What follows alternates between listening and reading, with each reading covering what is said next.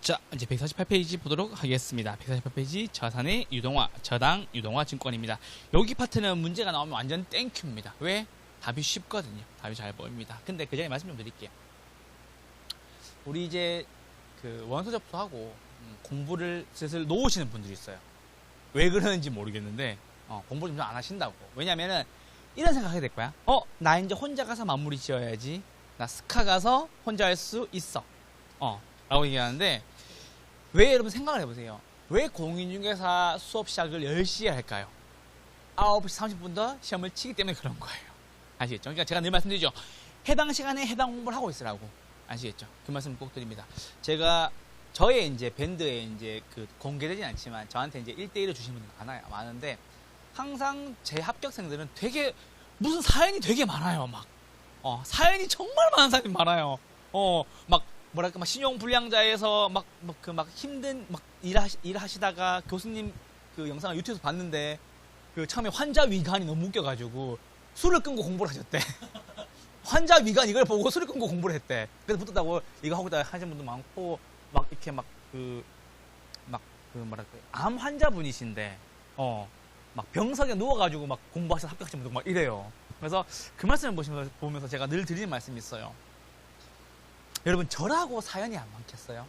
저라고 상황이 안 복잡하겠어요? 그렇죠? 근데 모든 사람이 다 상황이 다르다고. 어떤 분들은 막 아버님이 혈액 그 신장 투석한데, 그래서 거기 가야 된대. 거기 가면서도 학원 오신 분 있단 말이에요. 그런 분들이 합격하는 거지. 내년에 2차 할게요. 내년 될 것 같아요? 안 돼요. 죽어도 깨어나도 안 돼요. 제가 잠깐 제자를 해볼까요? 제가 2차를 8월 1일부터 공부한 사람이에요. 근데 8월, 9월, 10월, 11월 이 4달 동안 딴 거 아무것도 안 했어요. 그리고 딱 2차 내과목만 계속 공부했어요. 아직도 기억이 나요. 제 생일이 7월 30일인데 야, 나 생일날 술 진탕 먹고 31일 하루 쉬고 8월 1일부터 아무도 나 건드리지 마라. 나 8월 1일부터 시험날까지 나 공부한다. 라고 얘기하면서 하루에 15시간, 16시간씩 2차만 공부했던 사람이에요. 그래서 붙은 거예요. 그래서 세법 안 매기고 붙었어요, 이미 공시법이 붙었었어요. 근데 그 말씀을 드릴 수 있는 이유는 뭐냐면, 사람마다 다 사연이 다르다고. 다 누구나 사연이 있잖아. 맞죠? 누구는 몸이 안 좋고, 누구는 부모님이 불편하고, 누구는 아기를 데리러 가야 되고, 맞죠? 다 다른데, 결국 남는 건 뭐냐면 결과만 남아요. 맞잖아요? 결국 남는 건 결과만 남는다고. 맞죠? 제가 제 입으로 맨날 제 꿈은 의사였었어요. 떠들면 뭐예요? 못 갔는데. 제 꿈은 원래 의사였었다니까. 부동산도 너무 좋아했었지만 의사가 되고 싶은 마음도 있었어요. 왜냐면 흉부외과 가고 싶어서. 이거 사람의 이거 열어보고 싶어가지고. 이국종 교수님처럼. 메스는 가고 싶었다고. 근데 그 꿈을 이루기 위해서 내가 그 신촌에 있는 학교 있잖아. 신촌에 있는 학교. 거기 가기 위해서 3년 4년을 노력했는데 나는 안 되더라고. 나는 그 점수가 안 나오더라고. 그래서 포기를 했었어요. 아버님이 물어봤었어. 한 번 더 해볼래? 근데 저는 얘기했었어요. 능력이 안 된다. 근데 왜 제가 그때 포기했냐면, 내가 할 수 있는 모든 걸 다 쏟았는데 안 됐기 때문에 포기한 거예요. 여러분 지금 안 그러고 있잖아. 이거 아니 꾸준히 나오시는 분들 말고 이거 뭐라고? 이건 뭐라고? 제가 11월 12월에 분명히 말씀드렸을 거예요. 한 번도 빠지지 않고 시험 치는 그날까지 여기 나오면 합격한다고. 제가 그냥 하고 있었어요. 분명히 11월 12월 달에 전 항상 그 얘기해요. 시즌 시작하면 시험 치는 그날까지 하루도 빠지지 않고 어떤 핑계도 되지 않고 나오시면 합격한다고. 맞죠? 여러분, 감정은 지나가요. 늘 그렇지 않았어요? 슬퍼서 오늘 못 왔어. 우리 와이프 맨날 그러더라고. 오빠 드라마를 보다가 너무 슬퍼서 공부를 못 하겠대. 뭔 개소리야? 내가 막 그랬거든요. 근데 여러분, 결과는 남잖아. 정말 결과가 남는다고요. 제가 제주도에서 겪었던 그 합격 문자, 그 합격 카톡의 그 짜릿함을 한번 같이 겪어보자고. 이거 불러야 될 거 아니에요. 맞죠? 비가 오는 거리에, 이거 기억나요? 청소했던 거. 저번주에 했었어요. 봐봐, 저번주에 것도 기억 안 나잖아. 됐죠? 그러니까는 그거 하기 위해서 꼭 한번 해봅시다. 아시겠죠? 합격해야 돼요. 지금 기회가 올 것 같은데 왜 그러는 거야 도대체. 됐죠? 챕터 2입니다. 148페이지입니다. 잔소리해서 미안합니다.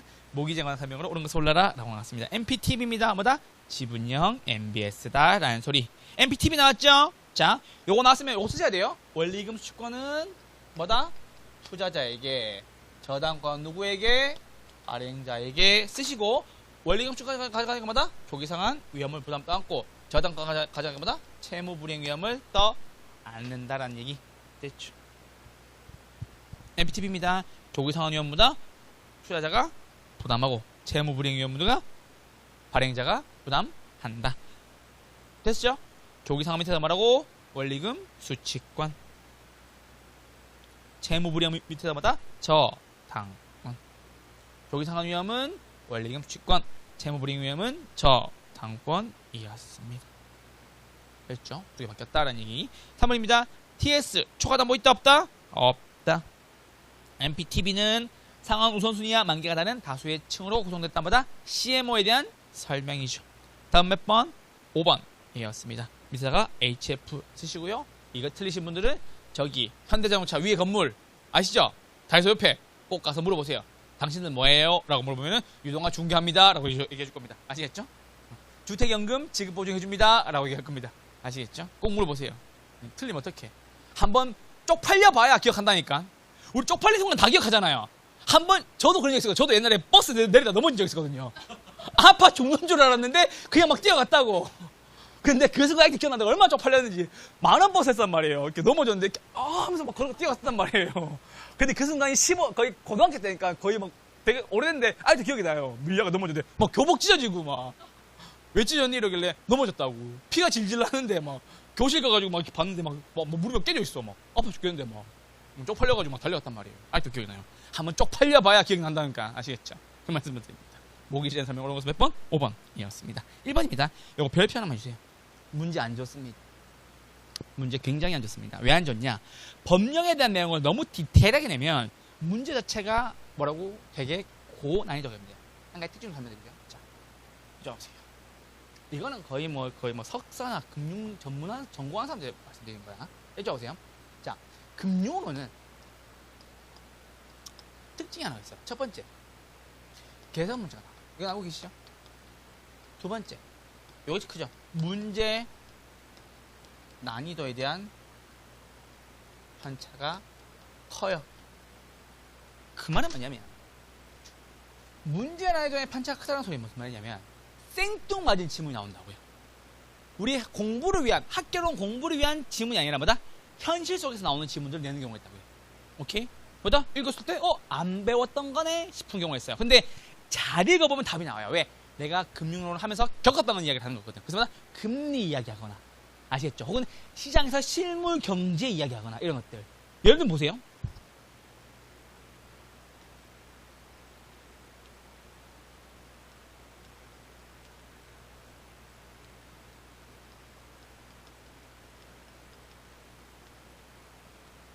그렇죠? 대체시장의 수익률이 떨어집니다. 무슨 말이냐? 주식시장의 수익률이 떨어진다고. 그럼 돈이 어디로 몰리죠? 부동산 시장으로 몰리죠. 부동산 시장 가격이 올라갈 수 있겠죠. 이렇게 나온다고. 이거 배운 적 없잖아. 이렇게 나오는 경우가 있다고. 아시겠죠? 그 말씀 드리는 겁니다. 이게 뭐다? 현실에 대한 거. 그리고 난이도 극상 문제가 나오는 경우가 있어요. 그래서 막 법령 저기 막 자산 유동화제도 저기 귀퉁이에 있는 법령 끌고 와가지고 문제 내는 경우가 있다고요. 이거 뭐다? 틀리게 만들겠다 문제. 오히려 계산 문제보다 더 질이 나빠요. 이거 틀리셔야 돼요. 특히나 30회 기출 문제가 요걸 되게 많이 먹었거든요. 이 극악의 난이도인데 문제가 좀 더러워요. 그러니까는 저기 구석탱이에 있는 걸 끌고 와가지고 문제 내고 이런 경우가 많았다고. 그래서 요런 문제들 난이도 극상 문제들 그러니까 생뚱맞게 나오니까 아시겠죠? 그런 문제들은 건너뛰셔야 됩니다. 대표적인 게 1번 문제죠. 문제 한번 볼게요. 자, 프로젝트 파이낸싱은 자산 유동에 관한 법령에 의해서만 가능하다. 그렇죠? 나왔는데 기업 어음 형태도 가능합니다. 상법으로도 가능합니다. 뭐뭐만 가능하다가 아니라고. 자산 유동화에 관한 법령에 의해서만 가능한 것이 아니고 보다 상법상 기업 어음 형태로도 가능이 합니다라는 소리 됐죠. 들어만 두시면 됩니다. 이 문제는 굉장히 안 좋습니다. 자산 유동화 제도의 양도 방식은 매매 또는 교환하게 한다. 다음 몇 번? 2번이었습니다. 유동화 전문회사는 뭐다? 주식회사가 아니라 말하고 유한회사입니다. 유한회사. 혹시 여러분들 그거 봤었어요? 회사 이렇게 풀네임 읽어보면 마지막 이렇게 적혀있어요. 이렇게 적혀있어요. 봤어요 혹시? 회사 예를 들어서 뭐라고 할게요. 유한회사 잘 본 적이 없어가지고 예를 들어서 뭐다? 뭐 땡땡땡 뭐 무슨 회사 나오고 마지막에 LTD 이거 적혀 있어요. 이게 유한 회사의 뜻이에요. 이게 리미티드거든. 리미티드. 이거 약자. LTD. 이게 뭐다? 유한 회사의 증거입니다. 아시겠죠? 대표적으로 뭐가 있다? 유동화 전문회사가 있겠죠. 뭐다? 유한 회사로 한다라는 소리입니다. 금융위원회 등록한 유동화 계획의 기재대로 자산을 반복적으로 유동한다고. 요거는 ABS에 대한 설명입니다. 기업보험은 그럴 필요 없습니다. ABS.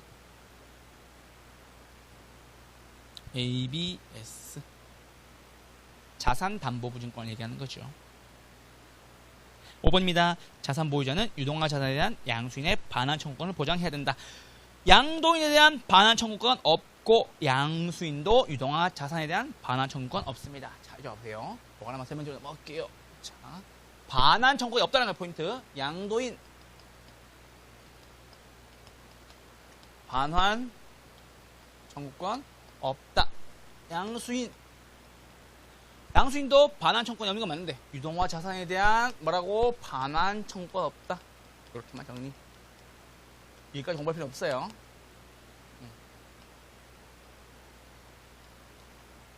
여기까지 공부하면 난리 나는 거지. 공부할 내용이 뭐하는 거야? 이 1번 지문 하나 가지고도 이 법령에 설명하면 한 학기가 됩니다. 한 학기가. 자산 유동화자는 복잡합니다. 다음 몇 번? 2번입니다. 어쨌든 매매 또는 교환해야 한다. 이게 법령에 나온 내용이거든요. 체크해주세요. 자, 2번입니다. 유동화 자산에 관한 법령의 규정된 내용을 틀린 것을 골라라 라고 나왔습니다. 1번, 2번, 3번, 4번 요거 동그라미 다 해주세요. 요게 법령에 나온 지문인데 30회에 한번 욕을 먹고 나오고 난 뒤에 자꾸 반복해서 씁니다. 조심하셔야 됩니다. 아시겠죠? 똑같죠? 유동화 자산에 대한 자산 유동화의 대상이 되는 채권, 부동산 등의 재산권을 말한다. 됐죠? 반환 청구가 있다 없다? 없다. 양도는 매매 또는 교환해야 한다. 아까 1번이 답이었죠? 유동화 전문회사 말하고 유한회사로 한다라는 거. 됐죠? ABCP의 반복적인 유동화는 금감원이 아닙니다. 금융위원회입니다. 금융위원회. 금감원이 아니라 뭐다? 금융위원회입니다. 문제 별로 좋지는 않습니다. 2번 다음에 번 5번이었습니다. 이렇게 출제위원들이 욕을 먹어도 굳이 내야 되는 문제들이 있습니다. 이 문제들이 함정 문제거든. 왜냐하면 절대평가 시험에 등장하는 특징 중 하나입니다. 왜? 절대평가는 점수가 60점보다 넘으면 다 합격이 되기 때문에 합격자 수를 조절하기 위한 함정인 겁니다. 아시겠죠? 2번 다음에 번 5번이었습니다.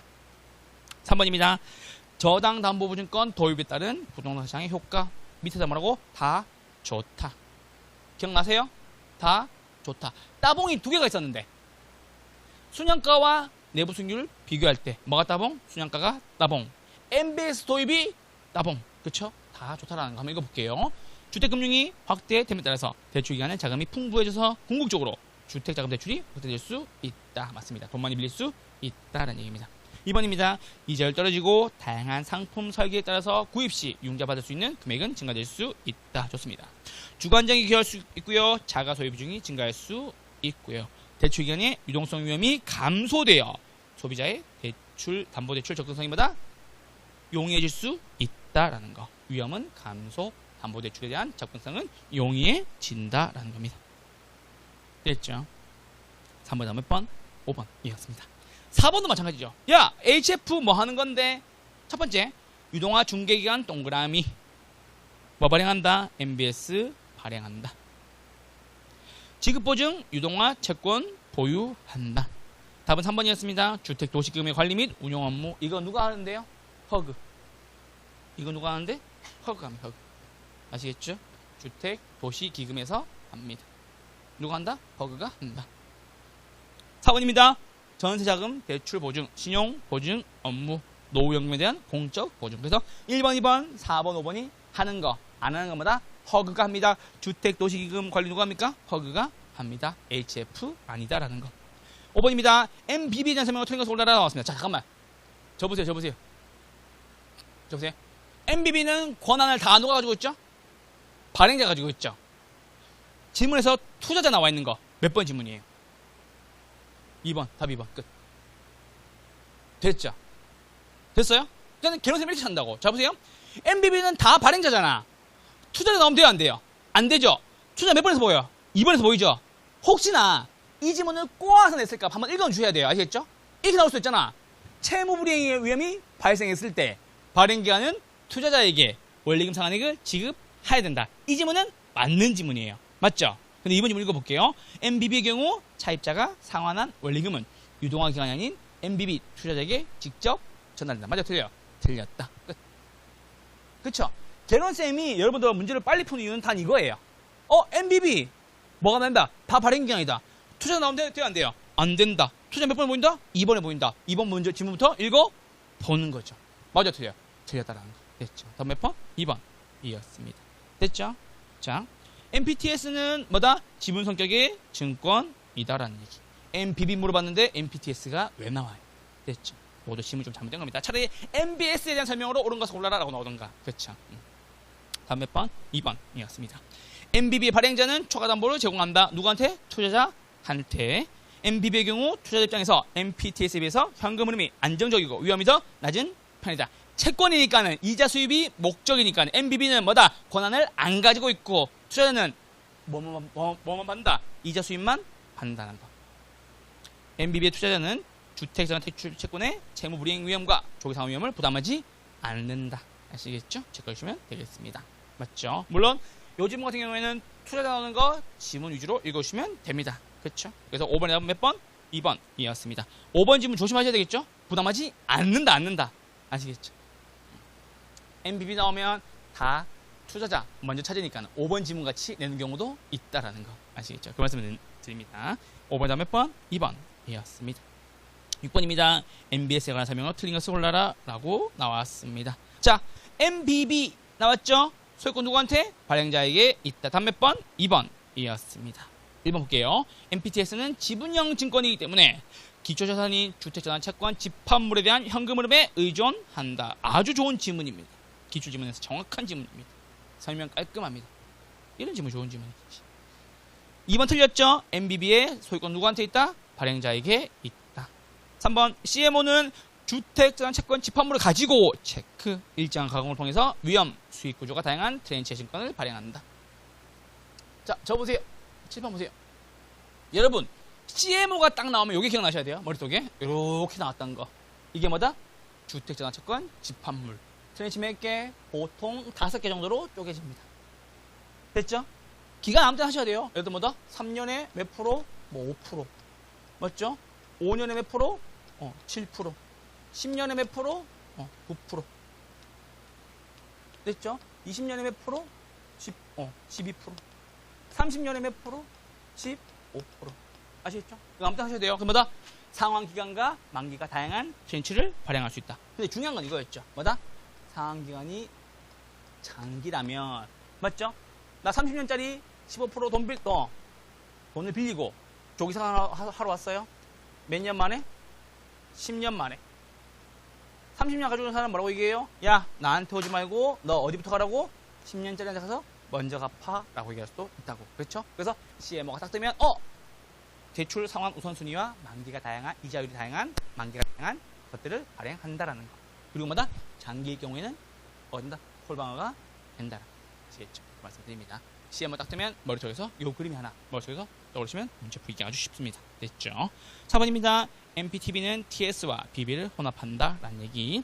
5번입니다. CMBC란 금융에 보유한 상업용 부동산, 상업용 동그라미 앞에다 C 동그라미. 이 커머셜이 약간 커머셜 모기지 백 시큐티입니다. 그래서 상업용 붙었으니까 뭐다? 앞에 C 붙는다라는 거. 똑같은 겁니다. 6번 다음 몇 번? 2번 이었습니다. 7번 넘어오시죠. 옳은 것을 골라라. CMO는 만기와 이자율이 모두 같아 달라요? 다르다. 다르잖아. 3년, 5년, 10년, 20년, 30년. 그렇죠? 이자율도 다 다르다라는 거. 됐죠? 자, 초과담보를 제공한답니다. 채권형이랍니다. 뭐다? M? 채권형이래요. 초과담보 제공한다고요. M? BB. 됐죠? MPTS의 조기상환 위험은 누가? 투자자가 부담한다.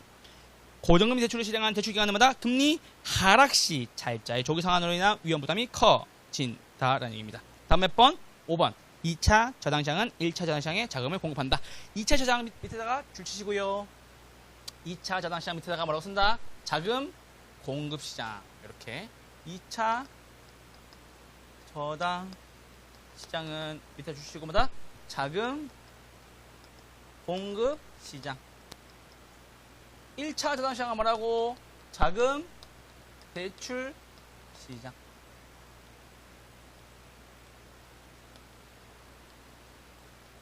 자, 1차 저당시장은 두 사람이죠. 누구와 누구? 주택 수요자와 누구? 1차 대출기간. 보통 은행에 나오게 하죠. 2차 저당시장은 세 사람이죠. 왜? 담보증권을 가지고 있을 수도 있고 팔 수도 있으니까는. 누구? 1차 대출 기간. 누구? HF. 유동하는 사람. 세 번째마다 투자. 자.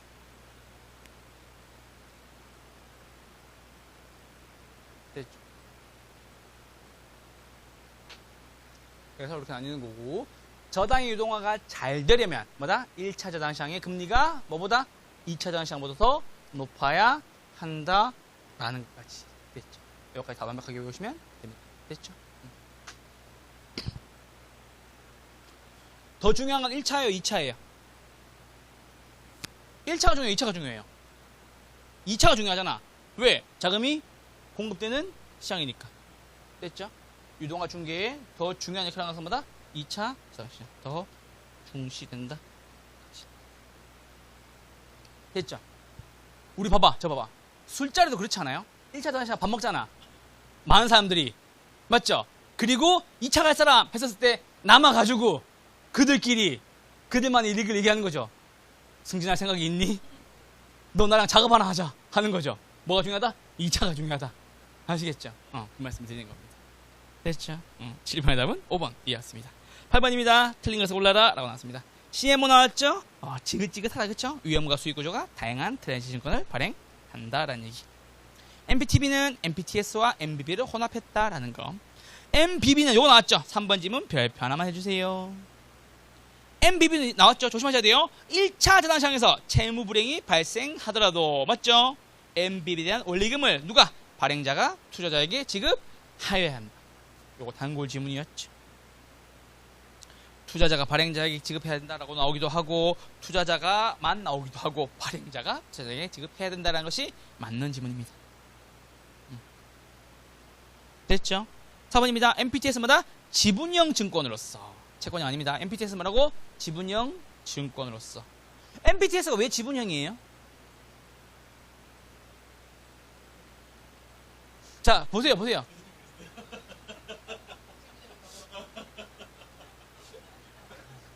여러분, 지분이 뭐예요? 내 돈이죠.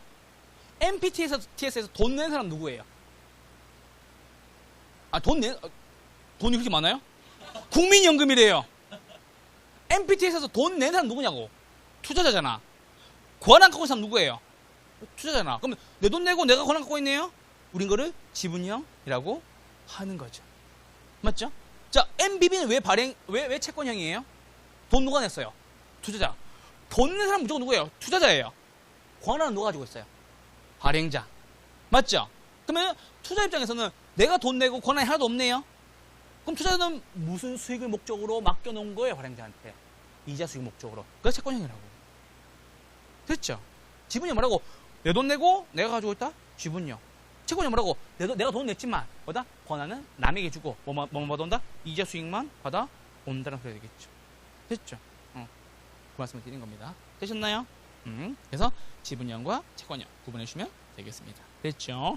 4번은 지분형 바꿔주시면 됩니다. 5번입니다. MBB는 뭐다? 투자자의 콜방어가 인정이 된다라는 얘기까지. 자, 9번 지문에 별표 하나만 해주세요. 9번 지문에 별표.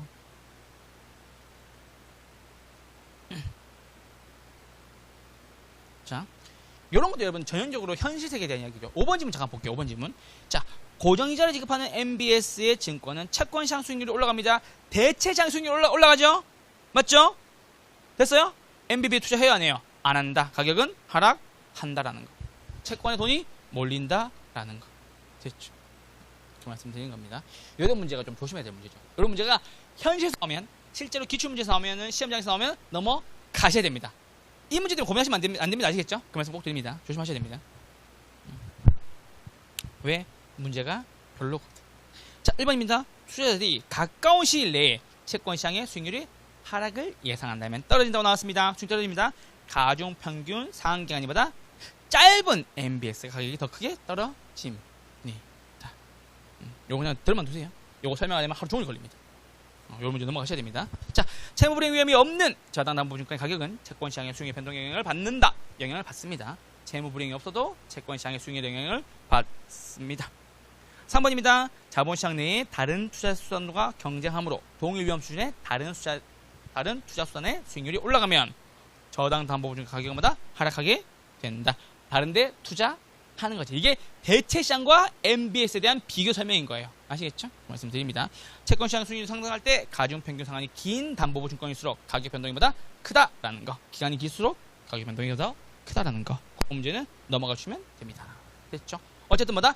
대체 시장과 MBS의 수익률보다 반비례한다. 이것만 알아주시면 됩니다.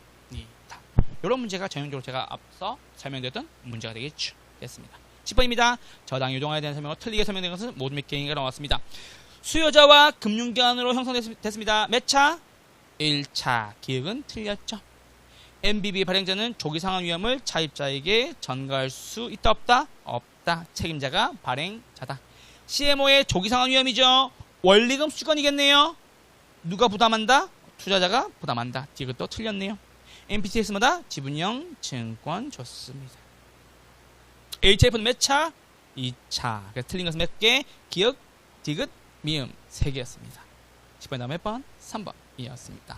자, 이제 간접 투자 제도로 넘어가 보도록 하겠습니다. 간접 투자 제도입니다. 간접 투자 제도는 아주 쉽습니다. 자, 대표형입니다. 부동산 투자 회사 법령상 투자회사에 관한 설명을 틀린 것을 골라라 라고 나왔습니다. 1번 실체형 회사인 자기관리와 명목회사인 위탁이나 기업 구조조정이 있다라는 얘기. 오케이, 좋습니다. 자기관리 설립할 때 얼마? 5억. 감정평가사 동그라미, 공인중개사 동그라미 몇 년? 5년 이상 종사한 사람은 자기관리 부동산 투자회사의 상근 전문운용, 자산 전문운용 인력이 될 수 있다라는 소리 됐습니다. 공인회계사 돼요, 안 돼요? 안 됩니다. 3년 근무 돼요, 안 돼요? 안 됩니다. 부동산 관련 석사학위 이상 소유자인데 3년 이상은 돼야 안 돼요? 됩니다. 4번 위탁관리는 본점에 지점을 설치할 수 없고 직원을 고용하거나 상근임을 둘 수 없다라는 얘기입니다. 5번 영업인가를 받거나 등록한 날로부터 6개월 지난 기업 구조조정이죠. 맞죠? 요게 최저 자본금에 대한 이야기예요. 몇 억? 50억 된다. 다음 몇 번? 5번이었습니다. 1번입니다. 모르는 것을 올라라. 자기관리 설립자본 얼마? 자기관리인데? 이거 3억 나왔으면 틀렸겠네요. 내가 얘기했잖아. 왜 이러시죠? 돈 많은 자기. 우리 자기. 맞죠? 아까 제가 이거 숫자 말만 해주고 넘어가니까 또 헷갈리네. 이거 샀잖아. 5억. 3억. 이런 거 1번 쪽 틀리면 눈물 난다니까. 됐죠? 돈 많은 자기, 우리 자기. 항상 마다 돈 많은 자기, 우리 자기. 어떤 분들은 돈 많은 자기 내 자기래요. 돈 많은 자기, 우리 자기가 아니라 돈 많은 자기 내 자기래. 내 자기. 우리란 말도 싫대요. 내 자기래요. 그래서 그러니까 반장님 그러셨잖아. 이거 그 화요일날 다른 학원에 가면은 자, 돈 많은 자기 누구? 내 자기. 함께 다 같이 얘기합니다. 그때부터. 우리도 하기 싫은 거야. 아시겠죠? 돈 많은 자기 내 자기래. 그리고 이거 항상 조심해야 될 것마다 10배가 넘는다는 거. 10배가 넘는다는 거. 그 말씀 꼭 드립니다. 됐죠? 5억이었습니다. 위탁관리는 직원을 고용할 수 없다. 위탁관리 설립정보 얼마? 3억 이상. 답은 몇 번? 4번이었습니다. 5번입니다. 자산운용 전문 인력을 두고 상법상 실체의 사례예요. 아마다 자기관리 부동산 투자회사입니다. 1번에 답은 몇 번? 4번이었습니다. 2번입니다. 틀린 것을 올라라. 나왔습니다. 자기관리는 자산운용 전문 인력을 포함한 임직원을 상고로 두고 자산의 투자 운용을 직접 수행한다. 맞습니까? 네. 위탁관리는 뭐라고? 50% 이상을 초과하여 소유하지 못한다. 됐죠? 요즘 이거 상법 개정되고 있죠. 50%를 초과하여 소유하지 못한다. 3번 자기관리회사란 위탁관리회사 또는 기업 구조조정 부동산회사의 위탁을 받아 자산의 투자 운용을 전문으로 수행하는 것을 말한다. 오케이. 4번입니다. 특별히 정한 경우를 제외하고는 상법의 적용을 받는다. 맞고요. 5번 현물 출자에 의한 설립할 수 있다 없다? 없다라는 거. 아시겠죠? 현물 출자에 설립할 수 없다. 없다. 돈이 아니라 맞죠? 현물 뭐다? 물건으로 출자 회사를 만들 수 있다 없다? 없다. 언제는? 설립할 때는. 왜 안 되냐면 돈이 적기 때문에 안 되는 거예요. 그래서 뭐다? 최저 자본금을 갖추기 전에도 현물 출자할 수 없다. 현물 출자로 설립할 수 없다라는 거. 아시겠죠? 현물 출자 안 된다. 설립 시에는 현물 출자 안 된다. 최저 자본금을 갖추기 전에는 현물 출자 설립으로 안 된다라는 거. 현물 출자 안 되는 경우 두 가지입니다. 설립 시 최저 자본금을 갖추기 전에는 안 된다. 돈이 없다라는 뜻이 됐죠. 3번입니다. 부동 투자 회사에 대한 설명을 옳은 것을 올라라 라고 나왔습니다. 1번 영업인가를 받거나 등록한 날부터 6개월이 지난 자기관리입니다. 얼마? 70억. 됐죠? 2번입니다. 투자 운용할 때는 전문성을 높이고 주주를 보호하기 위해서 자산 운용 전문 인력을 상으로 둡니다. 누구? 자기 관리 부동 투자 회사. 답은 몇 번? 답은 몇 번? 3번. 석사 이상의 소유자 동그라미, 3년 이상 종사 동그라미, 자산 운용 전문 인력 동그라미. 이렇게 세 가지가 포인트죠.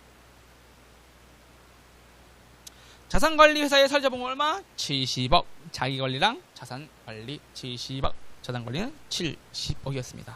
요거 뭐 맞는 건데? 자산관리 회사 70억. 찍으시면 됩니다. 5번입니다. 부동투자회사는 자산운용 전문회계를 회계 처리 때마다 국토교통부 아니고 뭐다? 금융위원회가 정하는 회계 처리 기준에 따라야 한다는 겁니다. 5번이 답은 3번 답은 몇 번? 3번이었습니다. 이렇게 여러분 잘 보세요. 지금 4번 질문하고 5번 질문 좀 어색하죠? 맞죠? 근데 내가 알고 있는 게 확실히 보여요, 안 보여요? 보여야 돼요. 그 말씀이에요. 됐죠? 그 말씀 드립니다. 자, 보세요.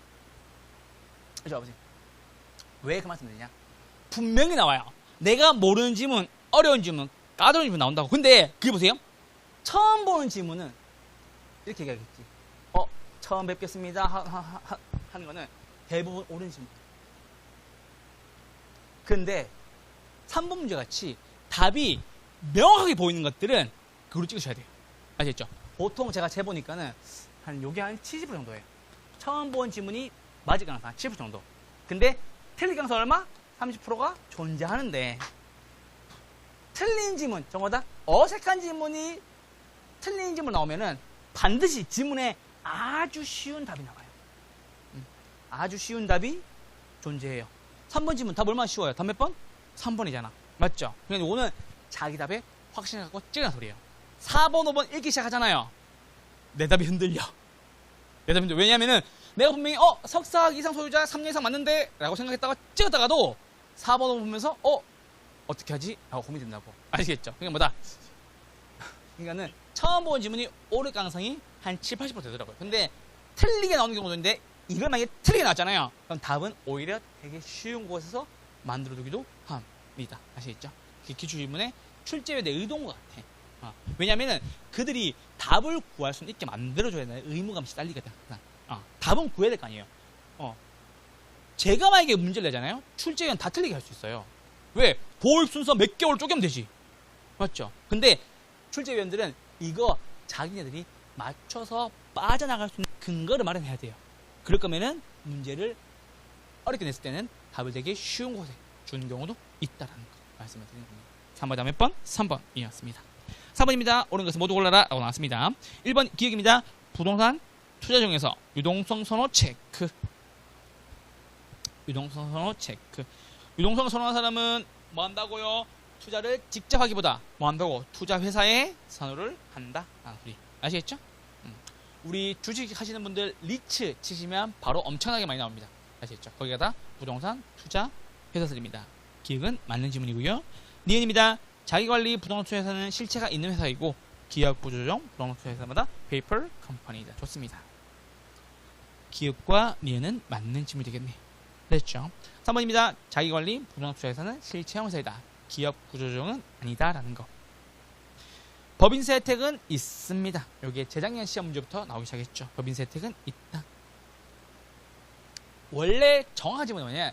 일정 요건을 갖춘다면 이라고 나와요. 일정 요건을 갖춘 부동산 투자회사는 법인세 감면 혜택이 있다라고 나옵니다. 아시죠? 어쨌든 마다 법인세 감면 혜택이 있다라는 거. 부동산 투자회사는 금융기관으로부터 돈을 빌릴 수가 있다. 맞는 것은 몇 번? 기업과 니은. 답은 1번이었습니다. 5번입니다. 투자회사에 관한 설명을 틀린 것을 골라라 라고 나왔습니다. 주주 1인당 주식 소유 한도가 제한이 된다. 맞죠? 50% 초과하지 못한다. 회사가 보유한 주식의 일부를 일반 처량에 제공해야 된다면 얼마? 30%.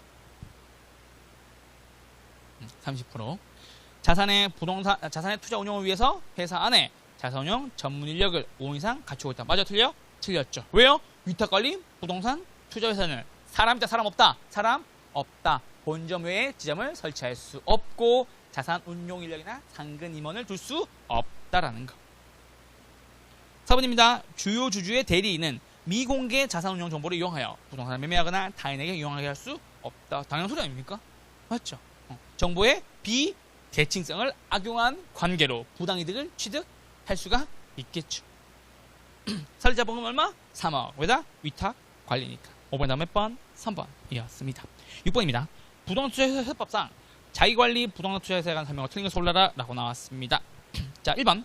국토교통부 장관은 최저자본금을 준비하였음을 확인하였을 때에는 지체 없이 주요 출자자의 주식을 총수의 5%를 초과하여 주식을 소유한 자의 적격성을 심사해야 된다. 요거 맞는 지문입니다. 조심하셔야 됩니다. 제가 늘 그 말씀드리죠. 어려운 질문 나왔어요. 2번 읽어볼게요.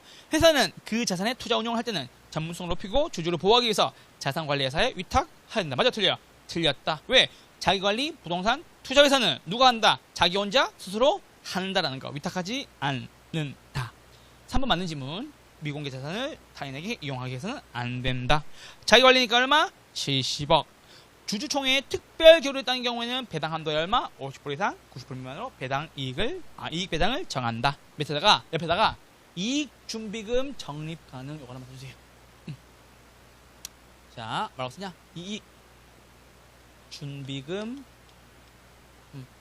적립 가능 이렇게 하나만 써주세요. 자기관리 부동산 투자회사 이익 준비금 적립 가능입니다. 5번 질문 하나 써주시고요. 그리고 앞에다가 지금 특별 결의에 따르고 뭐다? 주주총회 나왔죠. 주주총회 맞죠? 주주총회 나왔죠? 요거 다른 학원에서 이사회 총회래요. 맞아, 틀려요? 틀렸지. 맞아요? 그러니까는 뭐다? 주주총회에 따른 거예요. 아시죠? 이사회 총회 아니다라는 거. 이사회 총회 아니다. 이익준비금 가능하다. 두 가지 체크해주세요. 6번에 다음 몇 번? 2번이었습니다. 7번입니다. 자산운용 전문인력을 포함한 임직원을 상근으로 두고 자산투자운용을 직접 수행한다. 무슨 관리? 자기관리. 위탁관리는 어디에다? 자산관리회사에다가 위탁합니다. 됐죠? 자기관리회사와 자산관리회사는 뭐다? 내부 통제기준을 설정해야 된다. 기억나세요? 자자 어디에서? 내부에서. 됐죠? 밖에서 자면 입 돌아간다. 기억나시죠? 자기관리 부동산 투자회사 자산관리회사 뭐라고? 내부 통제기준을 설정하여 지켜야 한다고. 당연한 소리입니다. 아시겠죠? 말씀드립니다. 8번입니다. 자산운용 전문 인력이 될 수 있는 사람은 모두 몇 명인가? 라고 나왔습니다. 기억 감정평가사로 몇 년? 5년 이상 종사한 사람. 공인중개사로 몇 년? 5년 이상 종사한 사람. 부동산 투자 회사에서 3년 이상 근무한 사람 아니죠. 석사학위 소재로 몇 년? 3년 이상 종사한 사람.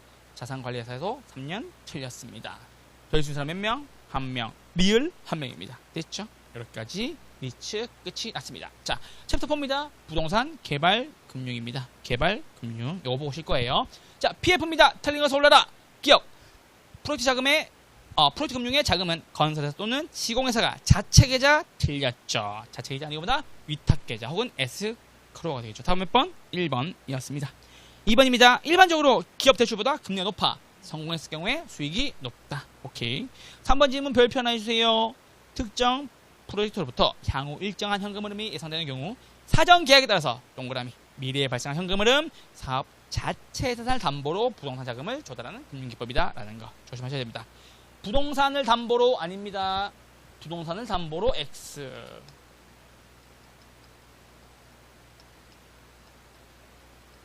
모든 자산을 담보로 X. 아시겠죠?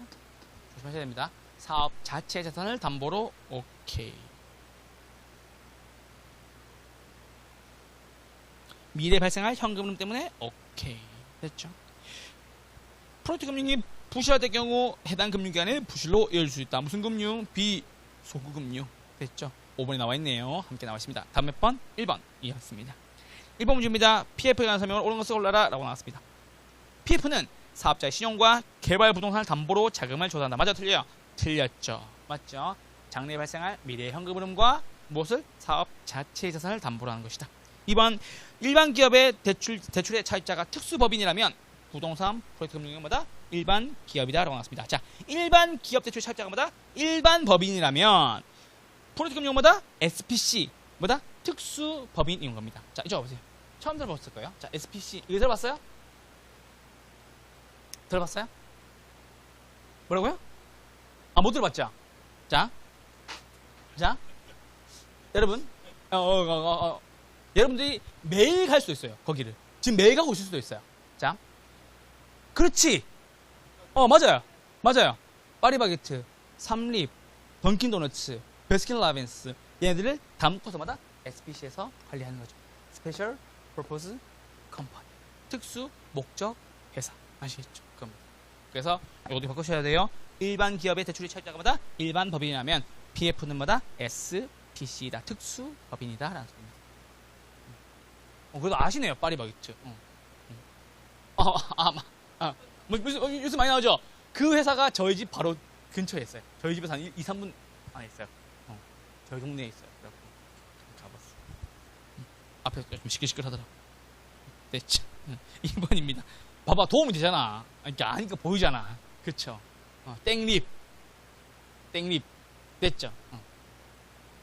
자, 일반 기업 대출의 3번입니다. PF에서는 대상 부동산을 담보로 제공 받으며 소금융이 일반적이다. 뭐다? 비소구금융이다. 다음 몇 번? 4번이었죠. 프로젝트 파이낸싱에서는 부동산 개발 사업지를 신탁회사에 담보 신탁하고 받은 수익증서에 질권이 설정되기도 한다라는 거 동그라미 해주시면 됩니다. 요겁니다. 다음 몇 번? 4번이었습니다. 5번입니다. 대출자로서 금융기관은 프로젝트 파이낸싱을 통해서 부의 금융 효과를 누릴 수 있다. 대출자가 누리는 거예요? 아니죠. 뭐다?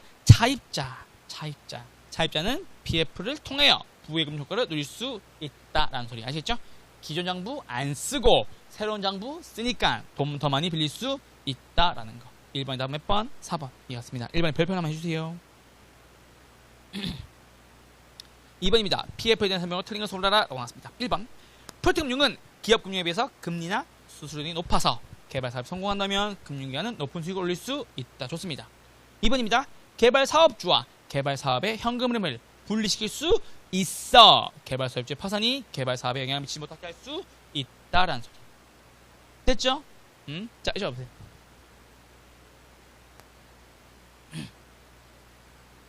자,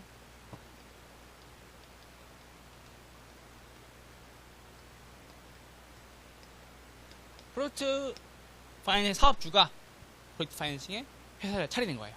이 회사가 사업하는 거예요. 이 회사의 이름으로 어디에? 금융기관에 가서 돈 빌리고 이야기하는 거예요. 됐죠? 그래서 누구한테는 청구할 수 없는데 사업주한테는 뭐다? 청구할 수 없고 프로젝트 회사한테는 청구할 수 있다 없다? 청구할 수 있다. 이게 요즘에 감정평가사에서 2, 3년 전부터 계속 유행하는 거예요. 아시겠죠? 구분하는 거. 아시겠죠? 그래서 사업주한테 청구할 수 없기 때문에 비소금융이 되는 거예요. 근데 회사에는 청구할 수 있다라.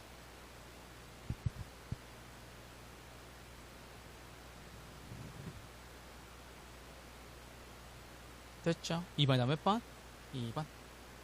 그래서 사업주와 사업의 현금을 분리시켰잖아요. 됐죠?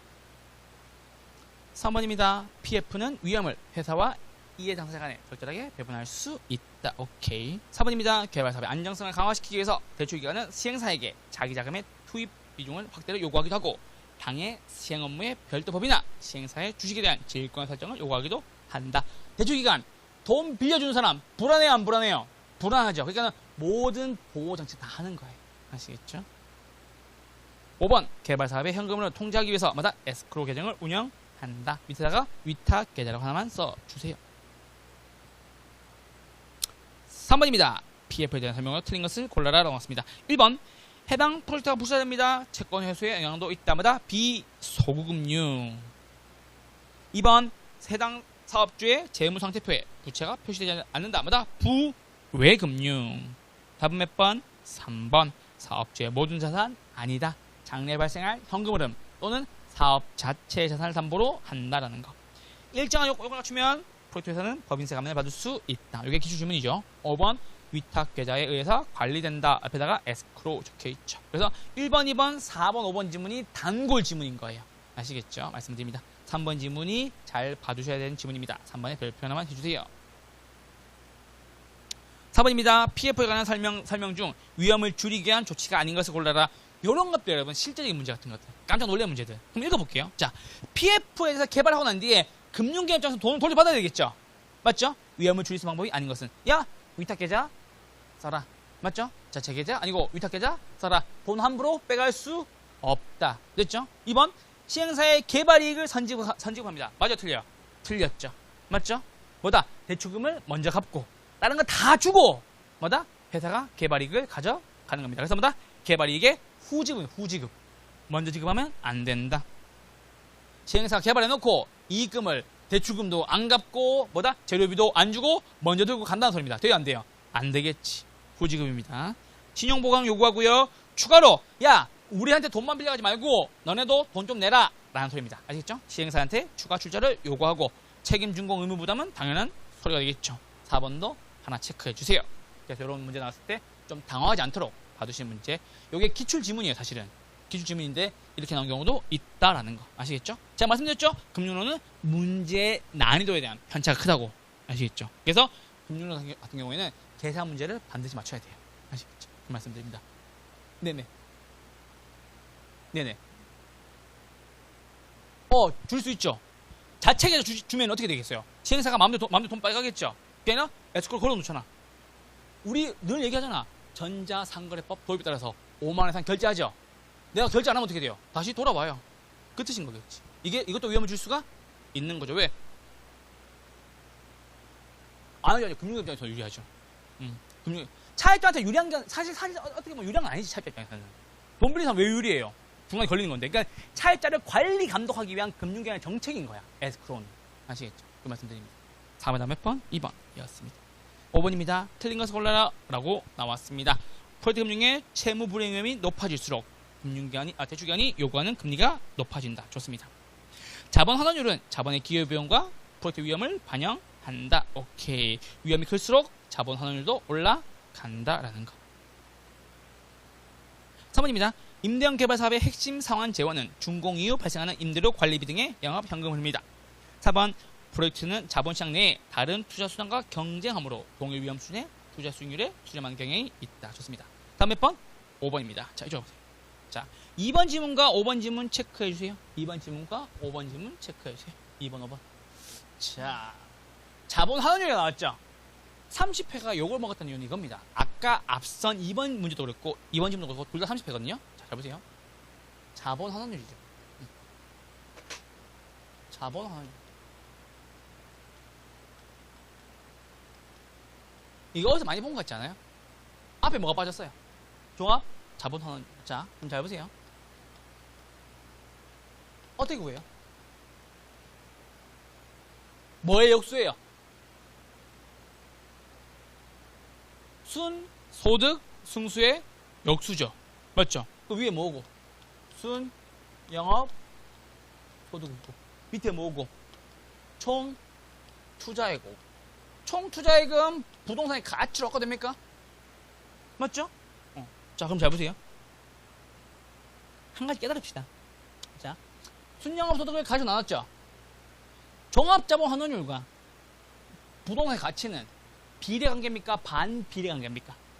반비례 관계죠. 맞죠? 오케이? 무슨 관계? 반비례 관계라고.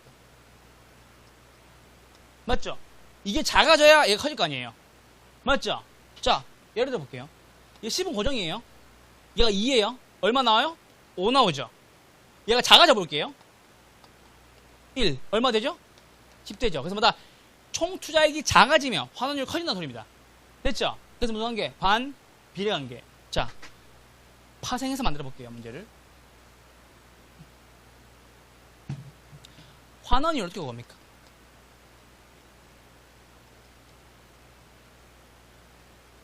수익가액이고 그건. 자, 그럼 다시. 자. 이럴 거예요, 진짜? 자, 수익가액입니다. 이게 환원하는 거, 순환하는 거죠. 순영업소득을 환원율로 나눈가. 됐죠? 요거도 바꿔도 됩니까? 됐죠? 환원이율은요, 어떻게 구합니까? 순영업소득을 무엇으로? 수익가액으로 나눈가. 수익가액이 수익 방식으로 부동산의 가치를 측정한 거 맞습니까? 네.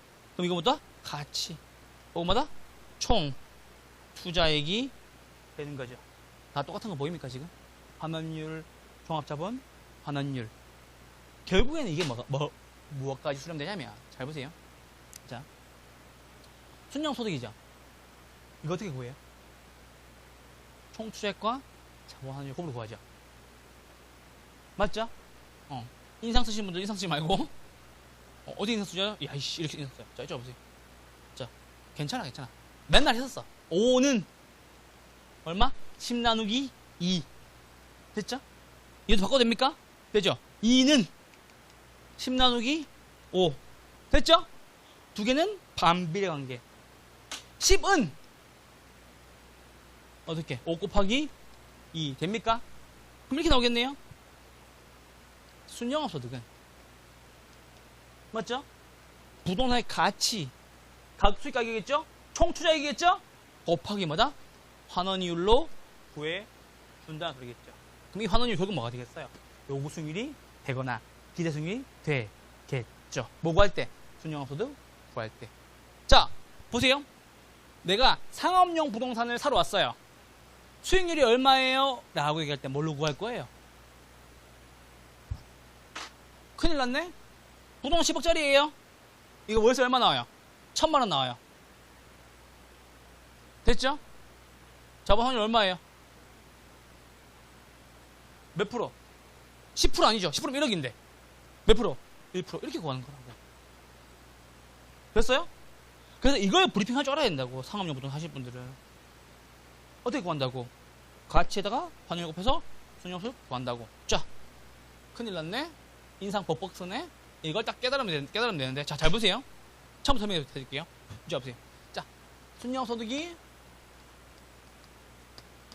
5천만 원이에요. 쉽게 갈게요. 는, 자, 부동산의 가치 곱하기, 뭐다? 환원 이율이 되겠죠. 이게 자본 환원율. 됐죠? 똑같은 말이죠? 자, 그럼 좀 보세요. 자, 가치가 얼마? 10억이다. 환율 얼마 나와요? 5% 나오겠죠. 여기까지 구했죠? 맞아요?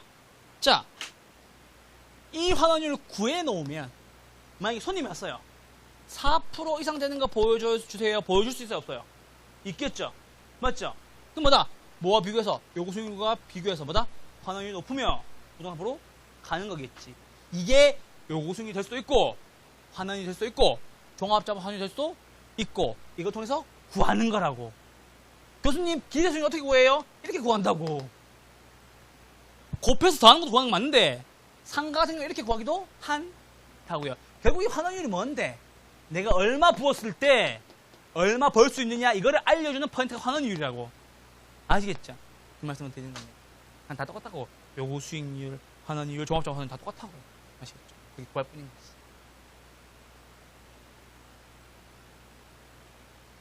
모르면 까먹어도 돼요. 나중에 뒤에 또 할 거니까. 이 간편에서 또 할 거예요. 아시겠죠? 걱정하지 마시고. 자, 5번입니다. 자본 환율이 올라갑니다. 맞죠? 부동산 가격이 어떻게? 하락하게 돼요. 신규 개발 사업 추진이 뭐다? 어려워진다라는 소리. 자본 환율이 올라갑니다. 가격은요? 떨어지게 되겠지. 가격이 떨어지니까 신규 사업 해요? 안 해요? 안 한다. 됐죠? 다음 몇 번? 5번입니다. 자, 2번 읽어볼게요. 자본 환원율은 자본의 기회비용과 프로젝트의 투자 위험을 반영한다. 왜? 요구 수익률이니까. 위험할수록 자본 환원율도 올라가겠네요. 우리 이것을 위험 조정 할인율이다 라고 얘기를 하죠. 위험에 따라서 할인율을 조정한다. 위험한 투자일수록 할인율이 어떻게? 높인다. 아시겠죠? 그 말씀 드린 겁니다. 5번 다음 몇 번? 5번이었습니다. 6번입니다. 선분양에 대해서 당해 토지에서 권리상 하자가 있으면 선분양할 수 없다. 이에 따라서 사업 시행자, 금융기관은 시행자에게 PF를 통하여 뭐 할 때, 자금을 제공할 때 토지에 대한 저당권을 설정할 수 없기 때문에 뭐 한다고? 담보 신탁을 활용하게 된다. 요거 하나 읽어만 주세요. 담보 신탁입니다. 딱 한 번 나온 적이 있었어요. 아시겠죠? 6번 다음 몇 번? 3번이었습니다. 담보 신탁이었습니다. 됐죠? 이렇게 하자고 저희 잠깐 쉬었다가 이제 개발론 보도록 하겠습니다. 금융론은 편차가 심한 지문이라고 분명히 말씀드렸습니다. 잠깐 쉬었다가 개발론으로 뵙도록 하시죠. 개발론은 쉽습니다. 잠깐만 쉴게요.